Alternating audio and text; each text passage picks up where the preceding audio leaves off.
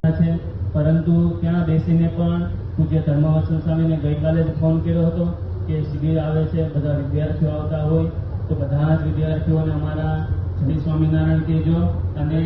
સાથે સાથે બધા જ વિદ્યાર્થીઓ ખૂબ સરસ રીતે અહીંયા